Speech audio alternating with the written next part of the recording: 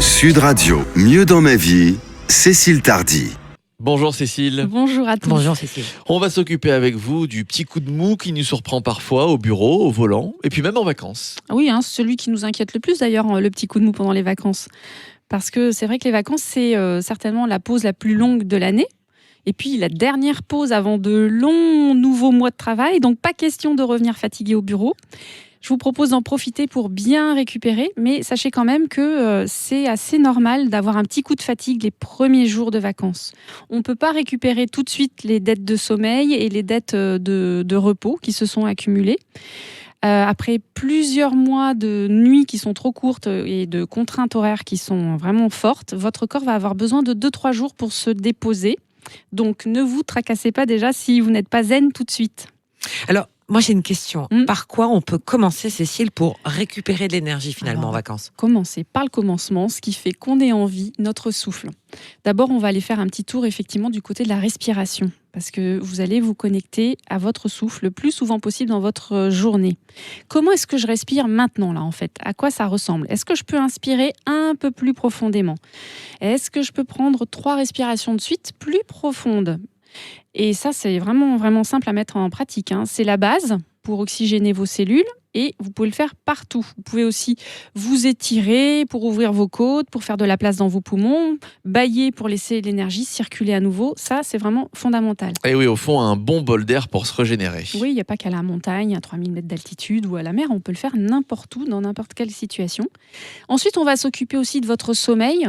Vous allez prévoir des grasses matinées, par exemple des siestes, bien sûr. Enfin, si ça vous tente, il y en a qui n'aiment pas ça.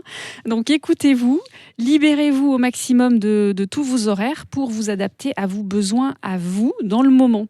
Alors moi, j'ai de nombreux clients qui se concoctent un programme à la demi-heure près pendant leurs vacances. Ils ont effectivement tout un agenda. Moi, j'ai aucun jugement là-dessus. Je comprends très bien qu'ils veuillent profiter pour tout visiter, pour tout expérimenter, tout ce que la destination peut offrir.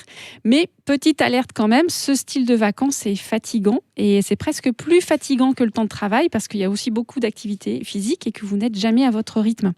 Donc allez, un petit tour dans le lit, un petit tour dans le hamac, dans le transat, c'est bon aussi. Mais est-ce qu'avec tout ça, on va récupérer la dette de sommeil accumulée pendant toute une année ? Ça peut prendre beaucoup de temps en fait de récupérer cette dette de sommeil et tout le monde en plus n'a pas le privilège d'avoir 2 mois de vacances. Alors pour nos auditeurs, moi je propose une alternative pour récupérer du sommeil, c'est de se brancher à soi et d'être attentif à vos besoins en sommeil. Si vous êtes capoute le soir à 22h, eh bien, allez vous coucher.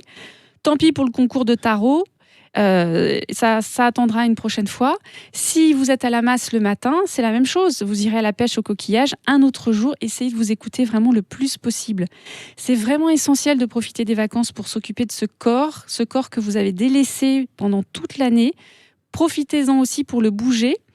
Toute l'année, vous le mobilisez pour travailler, pour réfléchir, pour résoudre, pour réparer, pour retrouver, produire. Vous allez vraiment là le bichonner avec des activités plaisir, par exemple la course, la nage, le vélo, le tennis, la danse.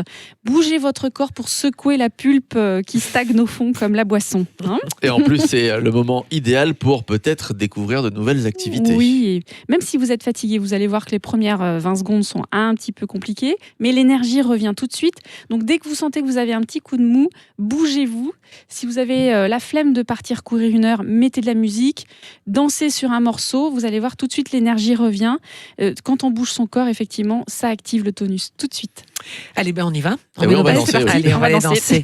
Merci infiniment, Cécile. Avec plaisir. Je rappelle qu'on peut vous retrouver sur céciletardy.com et on vous retrouve surtout lundi. Bon week-end. Bon week-end.